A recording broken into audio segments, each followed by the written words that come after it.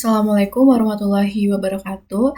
Perkenalkan, nama saya Liana Anggraini, program studi akuntansi bisnis digital NPM 2475211 kelas 4D.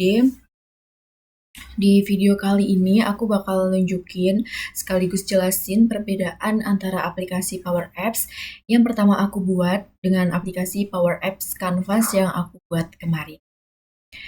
Di sini aku juga bakal langsung buka aplikasinya, jadi kalian bisa lihat secara langsung perbedaannya, mulai dari tampilan, fitur, sampai tingkat fleksibilitasnya. Oke, langsung aja kita mulai. Sekarang kita lihat dulu aplikasi yang pertama.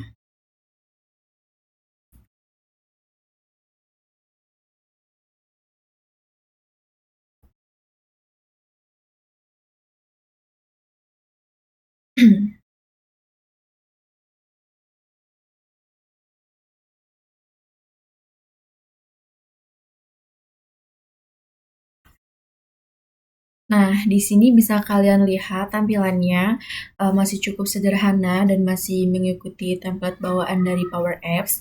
Jadi dari segi desain belum banyak kustomisasi yang aku lakukan. Komponen yang digunakan juga masih basic, seperti form untuk input data, tombol, standar, dan tampilan data yang masih default. Jadi secara keseluruhan tampilannya masih terlihat simpel. Di aplikasi ini aku lebih fokus ke fungsi utama, misalnya bagaimana cara input data dengan benar, bagaimana data bisa tersimpan, dan bagaimana informasi bisa ditampilkan.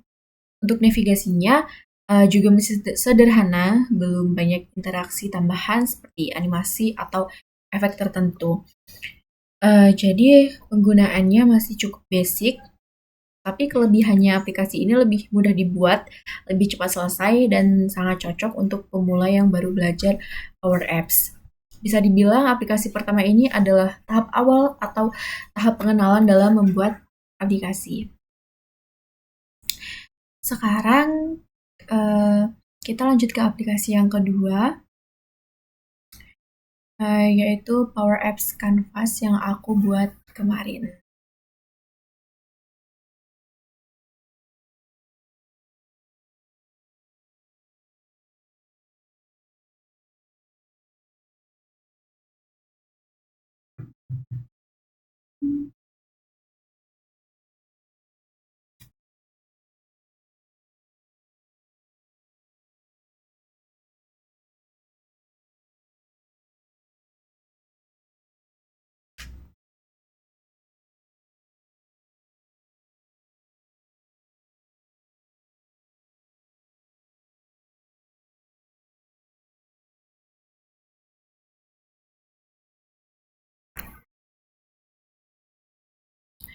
Nah, kalau kita lihat di sini, perbedaannya langsung terlihat jelas.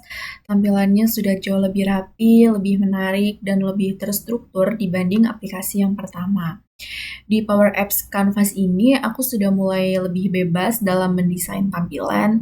Aku bisa mengatur posisi tombol, memilih warna yang lebih menarik, mengatur ukuran teks, dan menyusun layout sesuai keinginan.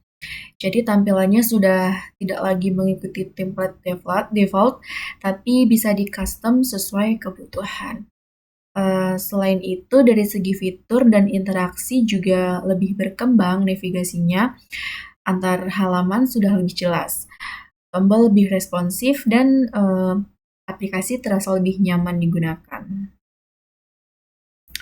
Aplikasi ini juga terlihat lebih profesional karena tidak hanya fokus ke fungsi, tapi juga memperhatikan tampilan dan pengalaman pengguna. Kalau dibandingkan dengan aplikasi pertama, di sini sudah terlihat peningkatan dari segi desain, kreativitas, dan juga pemahaman dalam menggunakan Power Apps.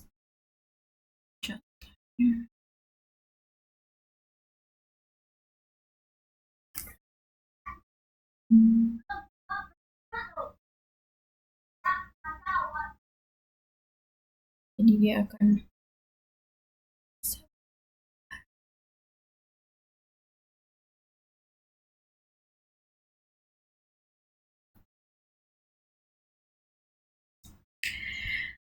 kalau kita bandingkan secara langsung, ada beberapa perbedaan yang cukup jelas. Dari segi tampilan, aplikasi pertama masih sederhana, terbatas karena mengikuti template. Sedangkan aplikasi kedua lebih menarik dan modern. Dari segi fleksibilitas, aplikasi pertama masih terbatas karena mengikuti template, sementara aplikasi kedua lebih bebas untuk didesain.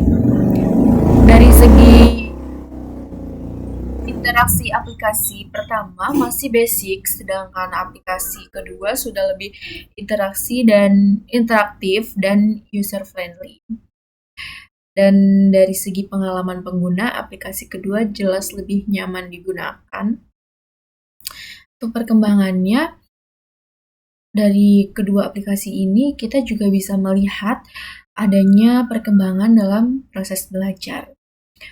Di awal, kita masih fokus ke dasar-dasar dan fungsi utama. Tapi seiring waktu, kita mulai bisa mengembangkan aplikasi dengan tampilan yang lebih baik dan fitur yang lebih lengkap. Jadi, aplikasi kedua ini bukan hanya lebih bagus tampilannya, tapi juga menunjukkan peningkatan skill. Nah, jadi kesimpulannya, aplikasi pertama sangat cocok untuk tahap awal belajar karena lebih simpel dan mudah dibuat.